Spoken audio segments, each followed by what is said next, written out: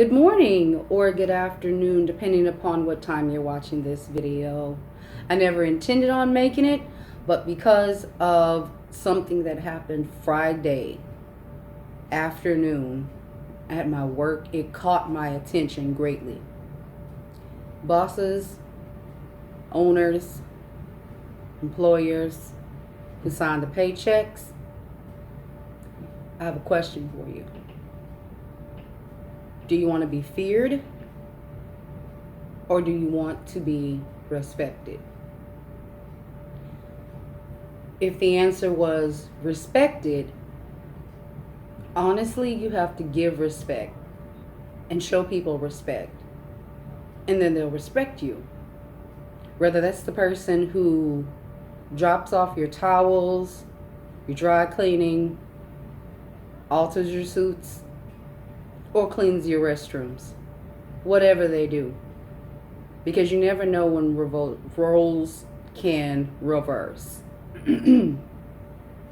Customer brought it to my attention. I thought maybe she wanted to speak to a manager. She said, no, I want to speak with you. So I asked her, is everything okay? She said, yes, I think you're doing a great job. However, I feel that your boss is putting too much pressure on you guys, because every time I come with my friend, I can feel the pressure. It's like we feel like we're being rushed. We feel as if we can't really relax, and it's going to make your tips go down. And I asked her, what, I'm confused, if I'm doing a good job. I want to know, where is this coming from? She said, sweetie, and this was an older woman, because normally I don't really like the term sweetie too much, because when women use it, it's a term, it's not a term of endearment. When a younger woman tells it to another younger woman, it's really being nice, nasty. But back to the subject at hand. She said, I noticed the way that your boss runs things. I was quiet. I listened. She said, I noticed the way your boss runs things. I noticed you could be doing one thing over here and he will pull you away from that and send you at another table to do something else when the people are perfectly fine. They're sharing stories with their friends. And she said she felt as if she could feel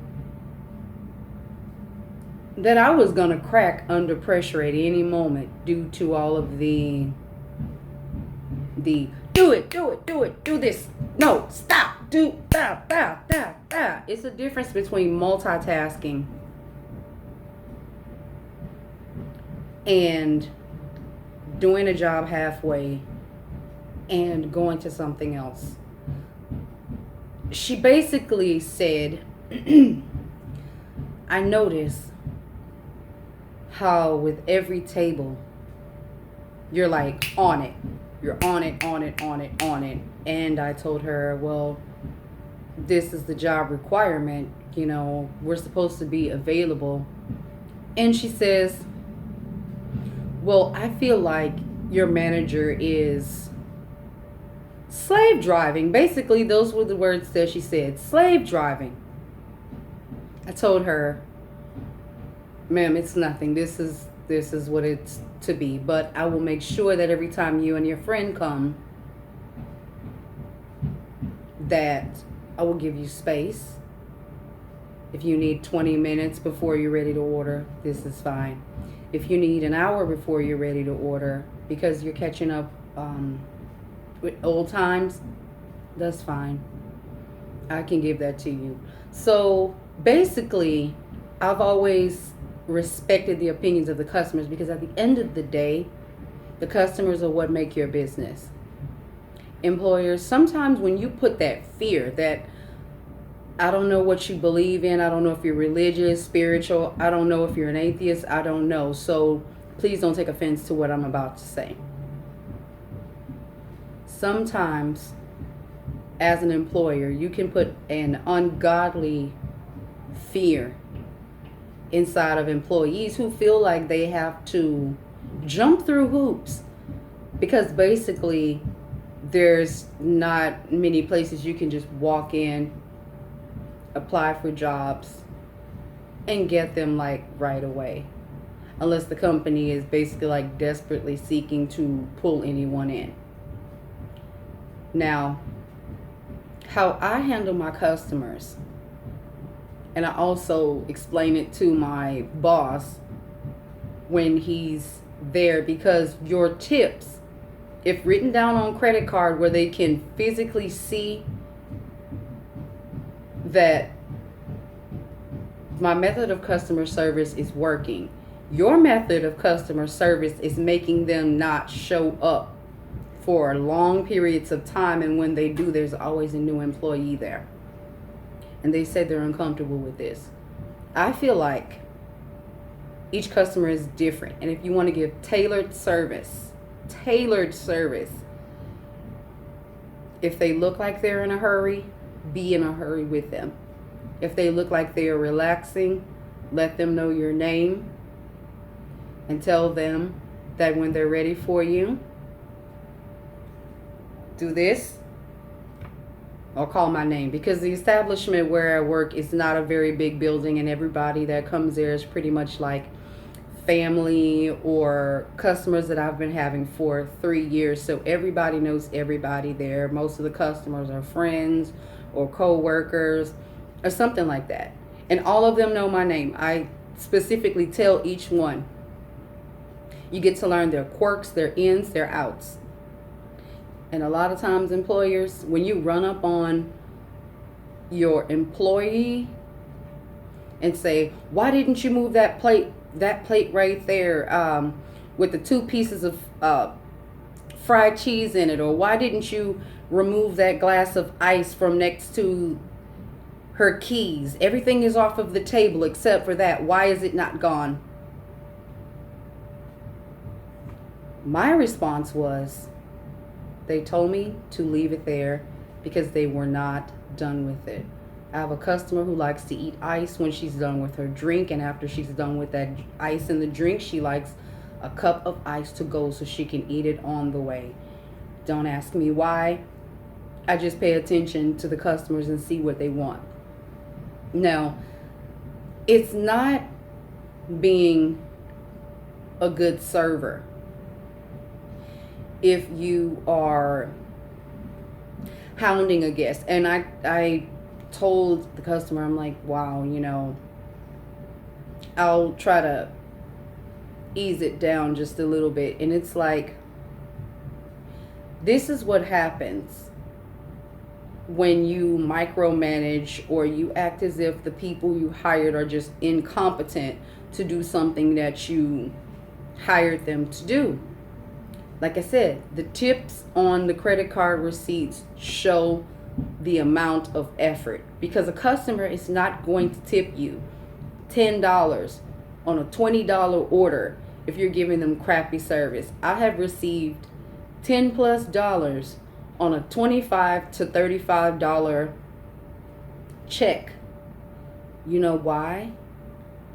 It's because I tailor the service according to the guest as needed.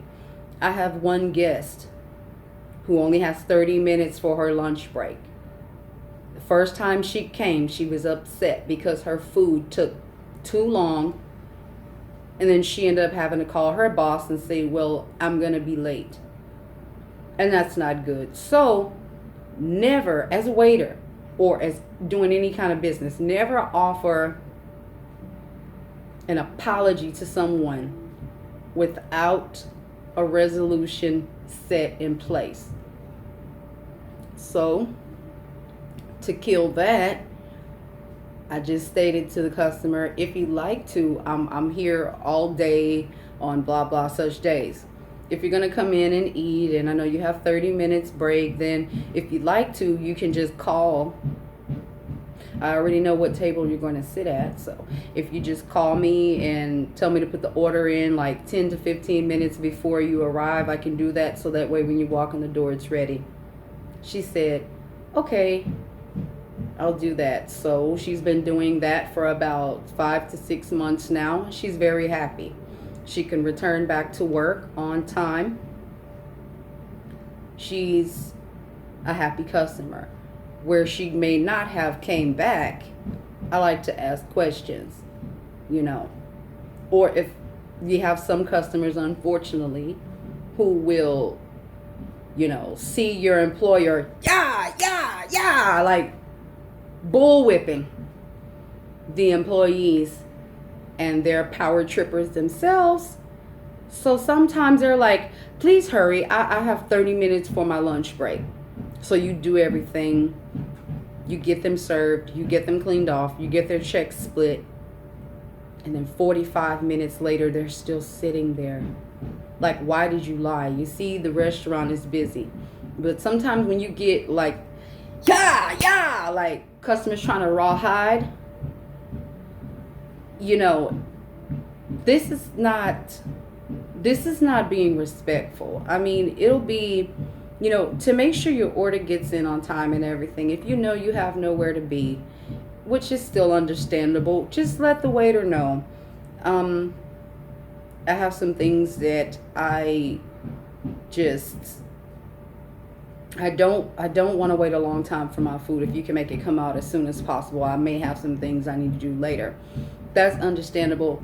But sometimes employers, when you treat doctors and lawyers and chiropractors and dentists better than you treat maybe the workers who cut hair, or the small business owners that you don't know anything about, or the people that come in who maybe just work a regular little 9 to 5 job somewhere else they work it, they're not least important than your doctors and chiropractors and dentists. Because I've seen where some employers will walk up and shake the hand of a dentist or a chiropractor or a doctor, and we have plenty doctors and lawyers and business people who come to eat at my establishment, at my place of work establishment. Some of them rawhide because the employer allows them to do so. Some of them still act as if they have a heart inside of their chest beating. They're very respectful. They're very nice. Please and thank you goes a long way. You are not your job. If there are any service people watching this, any people who work in the retail or just anything, you are not your job. Okay? So if a person is disrespecting you and treating you like you're a peasant, this is not a reflection on you. Okay? So employers, I'm going to ask again. If you want to be feared, you're going to have a high turnover rate in your establishment. Now, yes, feared, or a lot of times, and I've seen this happen as well, there will be employers who hire people who are stereotypically supposed to be the best people for jobs. Like, I'll give you an example. College students who are out for the summer, or school age kids, like just high school grade kids who are working summer jobs, who really don't care too much about, the responsibility. They'll do just enough to stay on that clock and not get fired. And you will put so much faith in them employers that you forget about the employees that were there when everybody else quit on you, or didn't like the way you micromanaged them, and then they went off and found better jobs. It's easier when you're not being racially profiled. When I first started my job, I had straight, relaxed hair. I know some of you guys may not know what relaxed means, but it's where when you see a black woman with super straight hair and it's hers, she's done something to either flat iron it, or she's put chemicals on it and relaxed it. Now, I've gotten jobs, and I really hate to say that. I've gotten jobs based on my looks. I hate that because sometimes you could hire someone who looks good, but they can't work. And sometimes you will bypass people who don't look so good, and they will do the job to the best of the best. Now, once I got rid of all the relaxed hair and the ethnicity started to show, I started getting different treatment by some customers until they got used to the fact that not every black woman you see is lazy. Not every black woman you see is having to go home to a house full of little tiny children to take care of them. Because I mean, some of the insults and comments I have had to endure from some white customers have made me extremely uncomfortable. But at the end of the day, I knew I had to work to pay my bills. I knew I had to work to take care of me, my life. You know, it's extremely difficult to function in a place where you're being judged based on the brownness of your skin.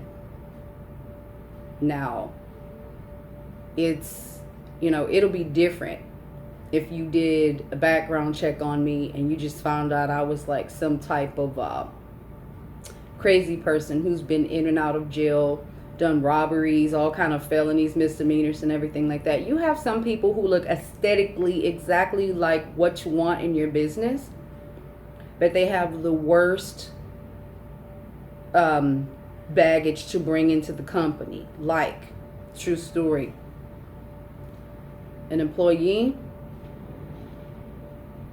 that was white got hired and had severe drug addiction to the point it was always making him sick to where he could never come to work. And then you lose an employee because they quit on you and say, well, I live with my parents, so they'll take care of me. Employers, when you get people who are, it could be a good thing and a bad thing. If you get an employee who is too stable without your employment, and I'll explain what I mean. Sometimes it's a bad thing because if they're too stable without you being their employer, they could say things like, well, I already have like money in my college fund, so like I don't really need you, dude, like I will leave. And this is exactly how some of our employees talk. Now, I've altered the way that I speak with people as well for my whole life. You know, when I walk into my place of employment, I don't say, what's up, hey, how y'all doing? I don't walk in there being all loud and crazy like that. And I mean, not some of the customers do it to me because this is just their personality. I mean, I get like hugs and likes, you know what I mean? Like, it's hot outside, I'll offer you a cup of ice or anything to go take with you. Just things like that from your refill, whatever you need it. The point of the matter is, it's bad. It's extremely bad when you hire strictly for aesthetics. I know most companies that I've worked for said hire for personality, train for skill. Because if the personality is not workable, you can't teach them anything because they think they know everything. No matter how many places I've worked at, I will never take what I've learned at one establishment and apply it to another establishment unless it is like a part of the regimen, something that needs to be completed. Then I will do it. Now, waitressing or whatnot, this is a totally different experience than working in a pancake house, because it's not like that. This is family atmosphere restaurant. This is a place where, like I say, like family establishment, doctors, lawyers, business owners from around the area. They come and eat there. And I've even gotten some job offers from some of the people that are in these establishments too. But because what they were offering me to do, like to work for, they respected my decision when I said no, because I like being in the public eye and I like serving people. This is just what I do. Like, even if it's a holiday, I would want to set up a big banquet table. Like, I just love talking to people. I've worked in a hotel also where I had to set up the meeting room for parties. I was in the breakfast manager area, and also guest relations, like speak with each guest that comes in, get them to talking about how they like their stay, get them to address any concerns or anything that needs to be done to make it like better for their next visit or for the rest of the visit that they already have. So I would have a clipboard and I would write these things down. Now, sometimes management, when you micromanage like crazy, like nobody could do the job better than me. I've actually seen a manager of mine lose her job because once they checked the paperwork and traced everything back, she wanted to be in control of everything so hard, yet she was controlling nothing. The hotel almost closed. They almost changed brands. They still ended up changing brands, but not till 2 years later after I left. Okay. They felt like, well, we'll just put you over there just to see how things will go.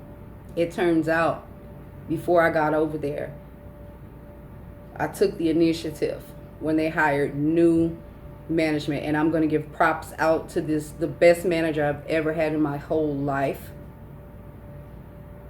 Okay. The hotel manager said, that's your area over there. I don't care what you do to satisfy these guests. Just don't cost us extra money. And then they gave me all the paperwork to order supplies for the hotel. They put so much responsibility my way, and I was so happy about it because I was being treated like a person that was needed to help them. Their score was a very low 40s, could have been close to 50. And they told them before I got in there, if this hotel is not up to par within 6 months, they're going to lose the brand name for the hotel. So I went through the little book of vendors. I found out who's in charge of what. And the hotel was so stressed for funds at this time that I made friendships with the vendors. Told them the situation. We can only order this, this, and this for this amount of time. What is the best option you have for what we are able to pay? And sometimes new vendors would bring samples of things for the guests, or they would just bring any and everything that they could do. I remember the hotel had no toilet paper, and they brought me a pallet of toilet paper and said this should last until the next week, until the account gets in right standing, because the people that were there before messed up the account so bad they had to fix it. So some of the stuff that I got, they let me get it on credit until the hotel got better. I went to my manager. I told him, remember when you said that's my area over there, do whatever it takes to make the customers happy, but don't cost you extra money? So I explained to him what I had done, and he sat there like all smiles, like, You okay, so you really did that. And I said, yes, I really did that. He said, good, thank you. And turned around and got back on his phone and continued doing what he was doing. And I was like, my manager trusts my decision. Because when an employee values their job and they respect you instead of fear you, you're going to do any and everything to cover your manager's ass, to make sure that they don't fall through the cracks. Because if they fall through the cracks, not only is it's their job lost, but our job as the employees will be lost as well. The only reason I left that job is the head of the payroll department were taking out double taxes for a lot of people's paychecks. Our paychecks were up to a week late sometimes. And I was struggling at the moment, even though I was taking home a $700 every 2-week paycheck. I was still struggling because my rent alone would take one of those whole paychecks and then a part of the other paycheck to pay, plus paying lights and everything else. But before I left, I made sure they were secured with another individual that could work and do exactly what I do, and I actually got to hire the person. Because I kept complaining about, why isn't anyone staying to help me? Why isn't anybody doing their job the way that they say that they can, but they don't? And he said, well, if you think you can find somebody to work over there and assist you and do things the way that you know that I want them done, by all means, pick up the phone, grab that stack of applications out of that little file, and get the call in. And so I did. I came back 30 minutes later with an interview set up with a lady who was older than me. Like, I quickly found out you're not supposed to ask certain questions on an interview, but turns out she was so excited to get the job. She didn't even care about that, and I apologized and told her, you're so nice and sweet and everything. I'm sorry why I'm so nosy and I want to ask, certain questions. But she was like, oh, that's okay, baby. Do you want me to come to work tomorrow? I said, if you want to. She said, good. Well, what time do you want me to come? So I told her it's very early, and doing what I do, I have to be here at 5 a.m. She said, oh, I get up early every day, and I'll probably beat you there because I live close. And you know what? She was there before I got there. And the second day, when I came in, she had coffee made, trash changed, tables wiped, food out. I mean, it was like so good to be true. Because I feel like if you talk to people like they're on the same level as you, if they're not, they're eventually going to come up to the same level as you, work ethic wise. This woman's work ethic was way better than anything I've ever seen. But aesthetically, if you look at her, you would assume, and you should never assume anything by looking at someone, that maybe she was just like, I want to lounge around, I don't like to work, blah, blah, blah, blah, blah. That wasn't the case. She had a very relaxed attitude. She was very kind and sweet. She, even if she saw that I was busy, she would still talk to the guests. I never even told her to do. She just had this personality that drawed customers to her. And it was pretty awesome, I gotta say. When you make people to fear you as an employer, sometimes they're not doing what you ask because they're fidgety, they're afraid, they're scared, they don't feel like you respect them. But if your employees feel like you respect them, they will go that extra mile for you. They will come in and they will cover for you if something happens. I mean, honestly, that was like one of the best working experiences of my whole entire life, to where I got to speak with the people and everything. I love working in a team. I love the fact that if something went wrong, we can correct it like right away to ensure guests come back. You never make apologies without solutions. My very best employer taught me that, because the employer before that, I mean, the same boss, the different boss from the same establishment that was kicked straight out for using the hotel's card for her own home purposes, was kicked out for that. You know, she would constantly tell us to say, well, sir, I do apologize. And this is exactly how she would talk. And she was an African American female, you know, who disclosed that she hated being black because of how the establishments don't accept her. I partly understand, but you are what you are. You were born, whatever race you're born. You didn't pick that. Nobody picked that. Okay, that's just what happens. But I feel like everybody needs to respect everybody.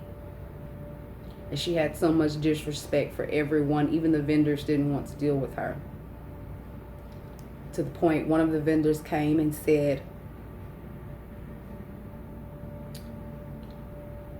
is so-and-so here today? I said, no, she is no longer with the company. They said, oh, because who do I get a second approval with the things that you ordered on this list? I said, me. Would you like to meet our new manager? His eyes lit up. He said, yes. I said, so-and-so, this is so-and-so, the vendor from such and such. Because we got a lot of our products from Glazier. That's where a lot of our, I dealt with Glazier. I dealt with Royal Cup, the coffee company. They also had other hotel supply things, but my two main vendors were Glazier and Royal Cup, because we served Royal Cup coffee. And if we couldn't get Royal Cup, certain things from Royal Cup, if Glazier had the closest thing but brand standard, we would get it, because it had to be dark roast. And also, if we got it because we were temporarily out of something, we had to let the customer know, hey, this is what this is until this or that comes in. I let the guests know exactly where we stand with the products. I will let them know, because it's there for them.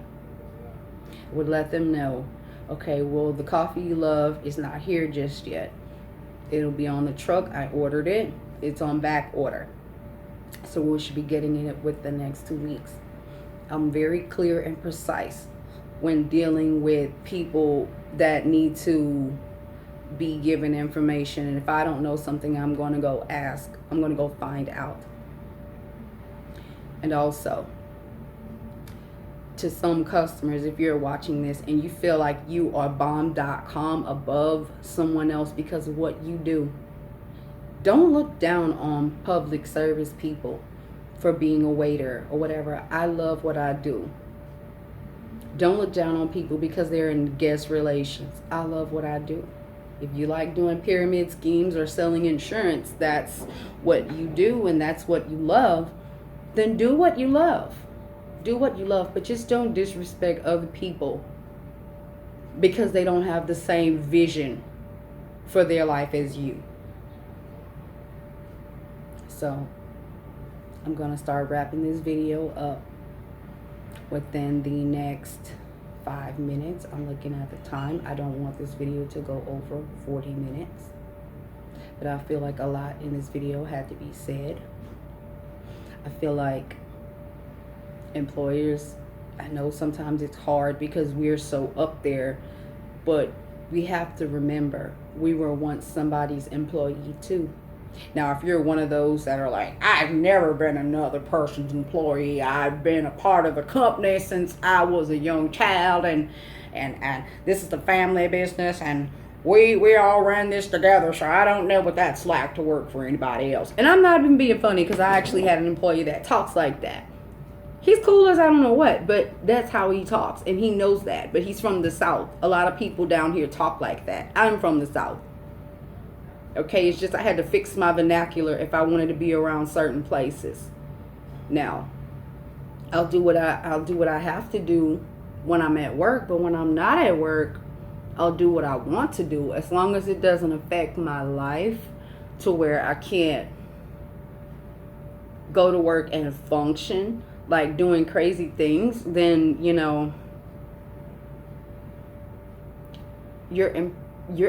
as an employer cannot control the lives of your employees. Just because, and I know this seems so weird.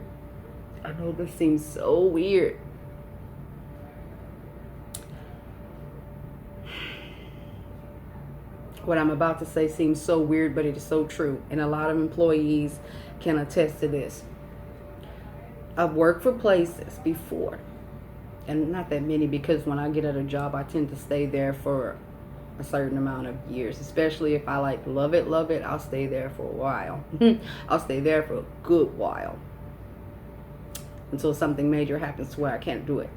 The thing that I want to say that is very weird and creepy is this.